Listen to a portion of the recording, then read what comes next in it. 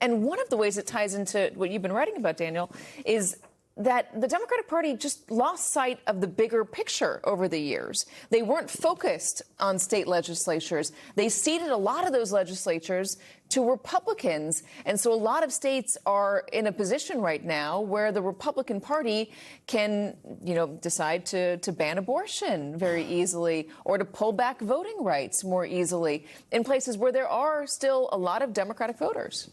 Or to redraw congressional maps to increase their chances of winning, to take the point you made before, because, of course, state legislatures do that. It's actually really bad for the base to direct them all to a single race at the top of the ticket that, if we're being honest, they are unlikely to decide the outcome of.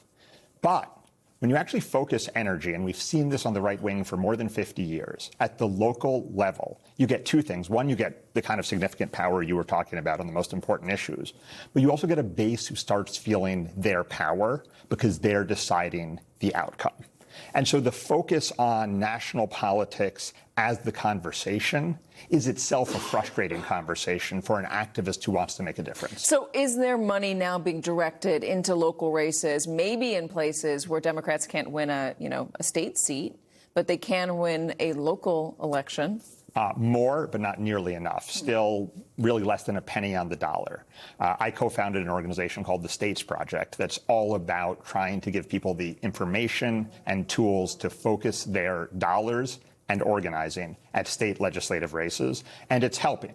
There was, not so long ago, Democrats at the state legislative level were underperforming the top of the ticket across the board. Now, places where we work, we've been able to flip that script. We're up, 3 to 5 points. But it's still kind of missing the point. The race for Congress is going to come down to the question as to whether Donald Trump can get state legislative allies to help him redraw maps to outrun public opinion or not. That's the fight for Congress, but it's not the conversation people are having. Can I just pick up on that? Because, 10 years ago when I started intensively following legislative races, there were literally candidates whose office was in their garage and they were trying to raise $1,000. And what's been interesting to me this year, talking to legislative candidates, is you need money for a ground game. Let's not kid ourselves.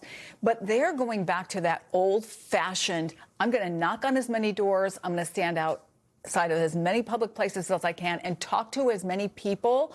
And what they find is, to a person, people will say, I don't agree with everything you say. I don't like all of your answers, but I can't believe you actually stood here and had a conversation with me. It's like what Donald Trump did in 2015 and 16. He went places that Republican national candidates had not gone. They were Democratic places, but they were also deep red Republican places. And he found those voters who felt like they were being paid attention to. And he turned out a bunch of unlikely voters or first-time voters. And that's what enabled him to win back then. One other question. When you hear from Republican or Democrats about what they're frustrated with regarding the national party, what specifically do they feel like they're being ignored on? Is there a specific issue? Well, obviously the affordability issue. And they say, well, listen, they keep saying they understand it, but what are they doing about it? Where are they showing me that they actually have a plan instead of just saying, well, we're not in the majority anymore? Or how are you going to make this move? They want something on paper. They want something on paper, and they also want to understand that they really are understood. They're not just being paid lip service. And so for them, it's this sort of one-on-one, face-to-face. I'm not just saying I feel you, but I can see that I It's an authenticity, feel you. And I think what we've seen with the Mamdani win is a bunch of Democratic voters or voters who felt like they were being ignored, going out for him, and then feeling like they have a voice and power, and then turning out potentially, if Mamdani and the Democratic base of his gets its way, to elect somebody for Congress. There's nothing more powerful in politics than a two-way conversation. Yeah. Arguably, Trump was having a conversation no one had had on the national stage in 2015.